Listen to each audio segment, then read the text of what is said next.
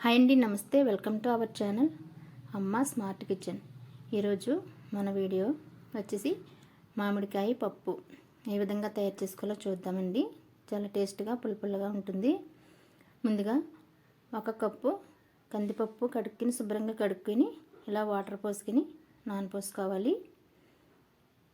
1 కప్పుకి 2 కప్పులు 2 గ్లాసులు నీళ్ళు వేసుకున్నానండి. ఇది నానేలోపు మామిడికాయని ఈ విధంగా పీల్ తీసుకోవాలి. పీలర్తో పీల్ తీసుకుని చిన్నగా ముక్కలు కట్ చేసుకోవాలి.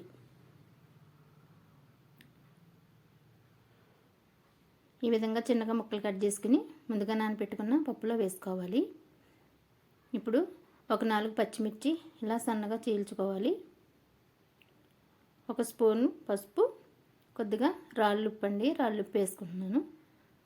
1 స్పూను ఆయిల్.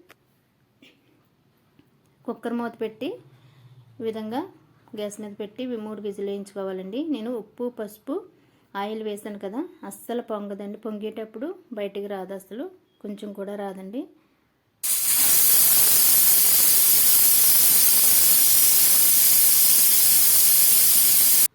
ఈ విధంగా 3 విజిల్ వేయించుకోవాలి.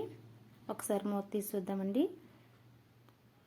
చూసారా, అస్సలు రాలేదు, కొంచెం కూడా రాలేదు. చూసారా, అంతేనండి. ఈ ట్రిక్ వాడండి, అస్సలు పొంగదండి. మనకి పప్పు ఏదోటికి పెట్టుకుని అంతేనండి. పసుపు, ఆయిల్, కొద్దిగా ఉప్పు వేసుకోవాలి.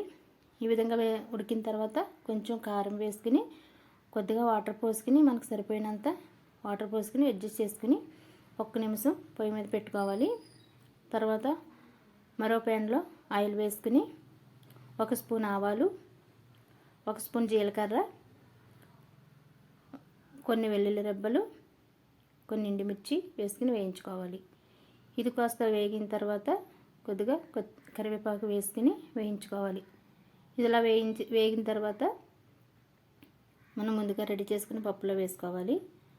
అంతేనండి, చాలా టేస్ట్గా ఉంటుంది, పుల్లగా ఉంటుంది.